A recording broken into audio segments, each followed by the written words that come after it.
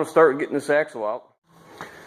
Okay, so what we have to do to get this axle out is we have ABS wire here, 18 millimeter socket right there for the shock. We'll leave that shock attached to the tower. The springs will just come loose. It's just sitting on there. There's nothing tying it to the axle. The brake caliper we got tied up out of the way. It'll come out.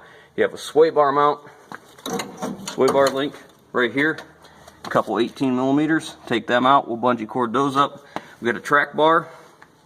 This comes loose right there. You see that nice new track bar? That's going to come loose. I believe that's a 21. We got a pitman arm. Take apart up here. I'll show you on the other side. On this side we have this vacuum line for the vacuum hubs. That has to come loose. And that's about it on this side, with the exception of the trailing arm bolt right there. Okay, so that's on this side. And then the only thing different on this side that we don't have on the other side, you know, it's the same thing. We have ABS wire. Take that loose. 18 millimeter for the shock. Calipers hung up. Sway bar mount. And then we have the pitman arm right here to take loose, which there's no steering on the other axle, so I'll probably just go ahead and take it loose from the other side, because it has to come off anyways. It'd be just as easy. So that's probably what we'll do there. And then there is a vent line for the differential right here. We'll pull that loose. And then there's one more vacuum line just like the other side for the four-wheel drive hubs. And that's it. And then, you know, of course, that trailing arm bolt. You see what we did with my jack stands. I don't like jack stands that are too short or, you know, way stretched out. That's only like 3 or 4 clicks up. So I just put them on those big 8x8 blocks. I like that better. You guys do whatever you want, whatever you think is safest. Don't follow my lead. You figure it out, whatever you like. Alright, let me get at it. Pull this bolt out. The nut on the back is a speed nut or a fixed nut. Alright, it's got this little piece of steel stamped on there, wedged on. So it goes back up in this cavity behind here. So when the bolt comes through, you can tighten it up. You don't need a wrench. So that makes it a little easier. So got our shock mount out, our shock bolt. I'll do my sway bar next. Now there are sway bar mounts on the other axle, so I'm going to take it loose right here. The links are already there on the other axle, so I'll take it loose from the actual bar, and we'll get going from there. Alright guys, so I'm on to the tie rods. Like I was saying, there's no steering on the other axles. No steering components. We're going to transfer these. So what I'm going to do is take the drag link and the tie rod off of this side. Now you see what that is? It is one long tie rod. It goes from here all the way down and it's threaded here. So what I do is I take cotter pin out, loosen the nut up, smack it right here. This usually falls out because this is tapered. It's tapered here and it's tapered here. So that all squeezes together. Okay, I'll get that out there and show you what it is. None of this is difficult. I mean, this stuff is very simple, you know, not difficult at all. So I'll try and do it step by step, so hopefully I don't skip anything that you guys miss. So I'll do my best. Let me get that off. Well, like I was saying, this has only been in here for just a couple years, so this stuff comes off pretty easy, as you can see. Alright, so you see the taper here? And that's tapered down inside here. Be difficult to see. And then you smack it good, and I think I've got both of them loose. Okay, so then this comes out, and maybe you can see the step taper. Okay, so then this is a taper that sits in the knuckle right here, and it sandwiches all that together. Alright, that's that. So that's our steering. It's disconnected on this side. Okay, so this is a track bar. Holds the rear end centered left to right, and as you go up and down bumps, right, this thing will shorten and lengthen. So it's got a ball joint right here, and these are always pretty tough for us to get out. Look, the powder coat paint's coming off. I hate powder coat. Anyway, so what I do is I have somebody pry down on this while I smack this with a hammer. It usually pops loose. So that's what I'm going to do. Alright, as you see, it's just like a ball joint, it's just bigger. So we just pried down a little bit, I smacked it twice, and it popped right off. Now we're going to, since that's staying with the truck, we'll take a bungee cord, wrap it up, and get it out of our way. And then this side is just about ready, with the exception of that one trailing arm bolt, which I saved that for last because I don't want everything moving around. It's much easier to take stuff loose while it feels solid, which is why you see there's jacks underneath it instead of letting the axle hang. I leave jacks on it so it holds tension, so the front end's not moving around when you're trying to smack this stuff loose, like here, you know, and ball joint, whatever. So, alright, let me bungee that thing up and we'll get to the other side. Okay, so this is sway bar link. This is our sway bar. 18 millimeter on the back side, and 13/16 on this side, or 21, whichever you have. And it's a bolt. I always throw them back together when I put them in my bolt bin, so I know what kind of nut it was. Now that's it for the sway bar. Both sides are apart. Now that that's out of the way, we can get to the bracket that holds the caliper hose on. It's just a 10 millimeter in the side of the coil spring bucket. Now, it also holds this vacuum line, which is always stuck. There we go. These are... You're putting your head in the way. This right here, can you see this? Get down in here. There's a bolt here, and then there's a bend over tab that goes into the axle right here. And 9 times out of 10, that breaks. This tang right here. It's very difficult to get out. It gets full of crud. I try and pull it out, wiggle it back and forth. 9 times out of 10 it breaks. But it doesn't break my heart. So if you don't want to break it, put some PB Blaster, some penetrating oil in there, and you can dig in there with a pick and a screwdriver and get all the rust out, and you can get it out. So what I was telling you I was going to break didn't break, and that's because I told you it's going to break. If I didn't say that and I tried it, it would have broke. But you can see that little bend over tab of it's just stamped steel. It goes in, can you see this up here? Mm-hmm. That little hole right there. So it basically keeps that thing from rocking. So instead of having 2 bolts, I use a tang and 1 bolt. Okay, I just tuck this up in here in the coil spring, and then what I'm going to do is take a bungee cord around the coil spring and the coil spring tower, so it stays with the truck, so it won't fall down. So let me get that done. The shock mount right back here. Again, it's an 18 millimeter, and pull that out. Sometimes this thing will come out, sometimes it won't.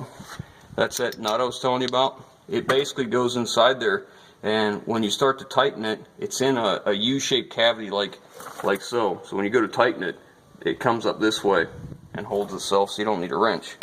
So that's the shock. ABS is loose. I got my vacuum line loose for the four-wheel drive actuator. The only thing left on this side, let me think here. Alright, so I forgot the U-joint, the front drive shaft. I didn't try and drop it out, that's a good thing. But it's an 8 millimeter. I use this snap-on swivel head. It's a little bit easier to work with. They're kind of long-winded bolts for what they are. Got a lot of thread on them, but you know, just real small things. I'll get these out, and then we'll drag this differential out of here.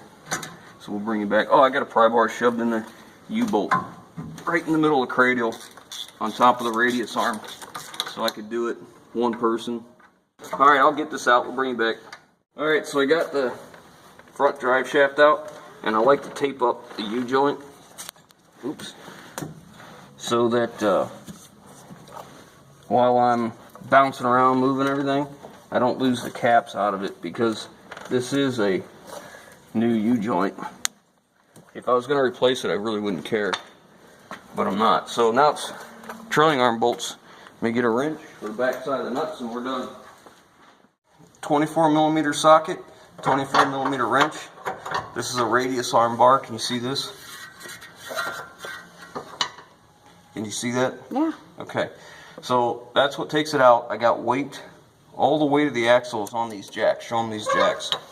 That way, when you do this, if you didn't, this would want to fall down, and it makes it very tough to get this bolt out anyway. So you jack it up, you find just the right spot, and usually you can get this out pretty easy. Go ahead and stop that because it's going to be loud. Okay, usually what happens is once you back it out far enough, like I'll take the wrench and I pull back on it, so it forces this shaft of the bolt to start coming out.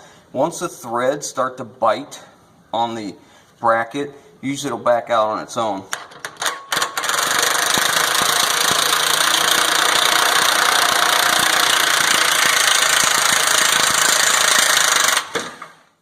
Okay, now you saw how the front end went up because we have the weight here on the jack. So when we get set up, we're going to lower this down and take it out.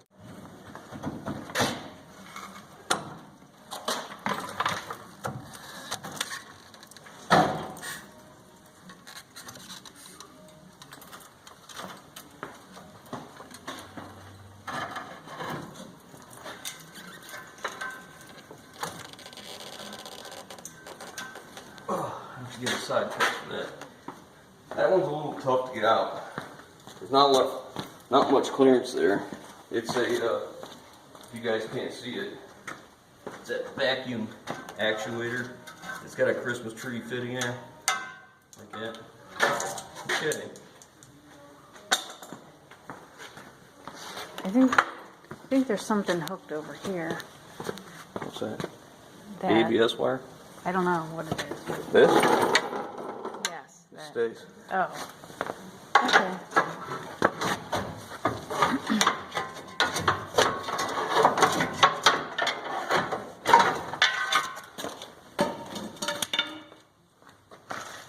Okay. Wait. You're hung up on the spring, whatever that is. Give me a hold it out of the way. Let me see if I can pull it.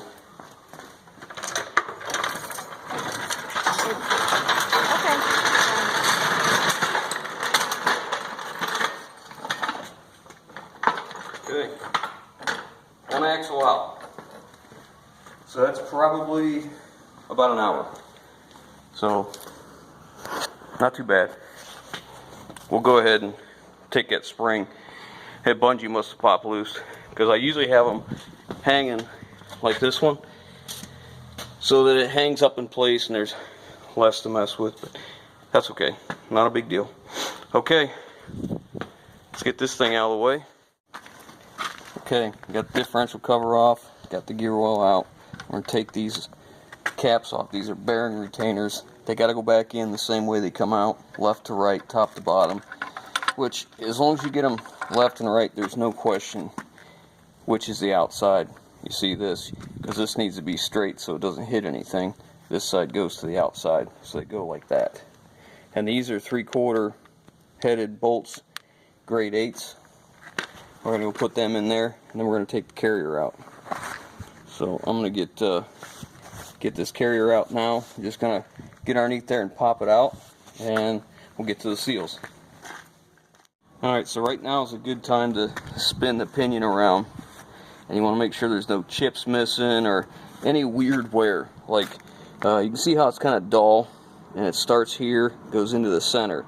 You want your wear pattern to be right in the center of that tooth.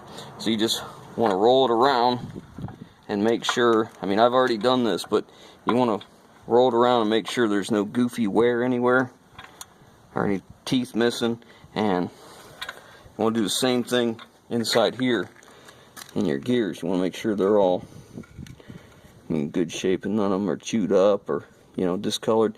There's some dirt in here that fell off of here, but that's not a big deal. We'll clean all this up. Then the other thing is you want to check your pinion. You want to see if you hold the pinion, if you hold the ring gear and you move the pinion, you want to see how much slop you have right here. I'm holding it still, trying to hold it still. That's how much play we have. That's about perfect. Since we've already checked all this and everything's fine, we're happy with it, we're going to go ahead and pull the carrier out and replace the seals. They're back in here and over in here. Okay, so you take these out and they drive in towards the carrier, and then you put the new ones in this way. And that's an interesting install. But I'll show you how I do it. This may not be the best way, but it's the way I do it. Okay, so this is the sacrificial 1.5" socket. If you can see that extension, you see how it's got a bend in it? That is a C. Heine company, and you can see the edge of it. That's all I've ever used it for, is for driving seals. I don't have a seal driver to get in here, so that 1.5" fits the seal perfectly. And then so then I hold that up in the right place, and my extension is not long enough, so I have another 12-inch snap-on extension on there. I use a brass hammer to knock it out, and then after beating on it pretty hard, this is what you got. That's the seal. Of course, mine came out a little crooked. Can you see that? But the way it works is it's pushed in this way, so you can see where the cavity is, where it goes. So now to drive that new one in is just as much fun as getting this one out. This is probably the hardest part of the whole job, is these crappy seals. And ironically, these seals weren't leaking. But our luck is you go this far to fix stuff and you don't replace that, and it'll leak a couple days after, right? So let's get the other side knocked out. This one will be a little easier because it's not as hard to center the socket.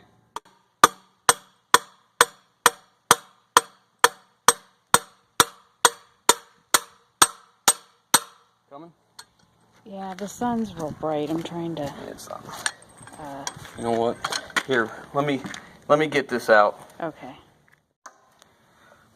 Oh goodness. So while I'm cleaning this out, because you know we got tubes that are exposed to the weather all the time, and the tubes get rust in them and all that, we knock the seals out. So then we clean up the inside areas. We blow the crap out. I take a blowgun in this way.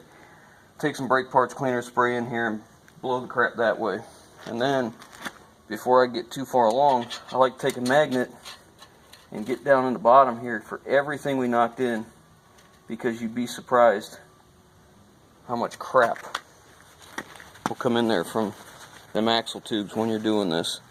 I mean, that's all rust chunks from inside that axle tube that made its way into the carrier, into this housing. So I like to drain it as far as I can get it, but sometimes it's easier to fish the metal out, the rust out like that, and then I'll just take and soak all that crap up. And then we'll tilt the rear end, the trailing arms up, so all that gear oil will come to the front. Now, I've been using a magnet, and I can still feel chunks in here. And it's not from the differential, it's from the axle tubes. You know, it's from knocking them seals loose and the crap that, you know, you take the socket and you slide it in the tube and it collects a bunch of crap in the end of the socket that I'm driving the seals out with. So that's where it's coming from. Alright, we'll get it cleaned up. The next thing, look in here. Next thing we're going to do is we're going to check this pinion bearing. We're going to check for play this way and make sure it's good and tight before we go anywhere. And then we're going to check, can you see the teeth on here? Mm-hmm. Okay, so we want to check all that and make sure it has a good wear pattern also. Alright, we'll get this all cleaned up. Okay guys, so parts are starting to trickle in. We got all our gear oil, which is all full synthetic. These are the hub seals. These are the expensive ones. These are the ones that are out inside the hub and that knuckle that seal the vacuum off. Some type of roller, because this part spins, this part stays still. So, but it's a pretty expensive seal nonetheless, whether there's a bearing in there or not. These are the new design. Sorry, I think I'm telling you wrong. Yeah, these are the inner seals that go inside the differential. Those are always the treat to put in. And these are the outer seals. This is the new design, that dust seal that you saw flapping in the breeze. This is the new design. So they're much more substantial, a lot thicker, a lot wider, as you can see. So that's those. And we got upper and lower ball joints, axle joints. These are hub seals for the rear axle, because we're going to have the hubs off. And then this is a pinion seal for the rear axle. So that's all that. We're going to turn the rotors because they're well within specs. They've never been turned. So we're going to turn the rotors. We're getting 2 new calipers. Differential cover is cleaned up and ready to go. And the housing's ready to go. Okay, so the easiest way I found to put these new seals in is to take my long bar through the axle with my seal driver in this way and then smack it out there. Okay, coming through this way. And then as far as this one's concerned, I do the same thing, only because it's such a long tube I have to put multiple extensions together, and then I just come through with my seal driver this way. And that's the easiest way I've ever found to get them in. Okay, pull that out there. Now, I'm going to show you, let me see that. This is a Harbor Freight extension. I'm hitting this with a brass hammer. Okay, I can't get an extension in there anymore. And I don't know if you guys can see that bow in there, but that's why I use this one. You know, you can see how it's shoving back on the chrome there, or on the steel. But like I said, it's sacrificial. That's why we're using this one. So anyways, You done with? yeah, we're done with that. With parts, we're going to cut them, machine them rotors, so that's all we're going to get done on this thing today. I got the mating surface here for the differential cover cleaned up. I've got the whole entire insides cleaned up. It's very important you spray brake parts cleaner here, blow these out, the bolt holes for the main caps, because if by chance there would be some oil still in there, enough that, you know, because these bolts are pretty long, you don't want it to hit that and not be able to torque in all the way. So it's important those are blown out good. And okay, so this is the new design for the outside hub seal. Now with this design, you see how this is made. There's that little 45-degree chamfer right there. It is meant to go right inside that casting ledge. So it's very important you take something and you clean this out very good. I took a gasket scraper with a good straight edge and I cleaned out that corner right there really good. And then set it in place, and we'll take our seal driver, snap on 2 3/4 socket, and we'll drive that in. Okay, and then we'll do the same on the other side. Alright, so when you drive it in, you're going to see about 1/8 of an inch of lip here, and you want to make sure you got the same amount of lip all the way around. That way you know it's sitting in there correctly, it's not sitting crooked and offset. Okay, so that's that side done. Now we'll move the other side. Grab me that gasket scraper. I know the sun's not working in our favor for you guys today, but I'm trying to show you some of the finer details. Alright, let me get this cleaned up real quick. Okay, so you see how we got the edge cleaned up real good? That's what we need. Got to make sure it gets in there good and solid and straight. Alright, let me get this one in. Okay, so here's the other side. And don't be deceived by the casting. Okay, you can see how the casting's off here a little bit, and you can tell by the way the lip kind of stops right there, and the casting's kind of folded over here. So anyways, you see what we got here. You're trying to make sure you get that thing exactly perfect all the way around, that same 1/8 inch, which it is. I don't know if it shows up very well on the camera. I know the sun's in our eyes, but there it is. And then I lube these before we put it in. And I don't use oil. I use axle or wheel bearing grease on these, because that's the only lube it'll ever get. It's just whatever we put on it. Okay. So that's it. Our seals are in. So, and then we'll start going back together. That's it, guys. That's all we got for today. We're coming along. That's a better look at that seal of the new design. All right, I'm gonna get things cleaned up here.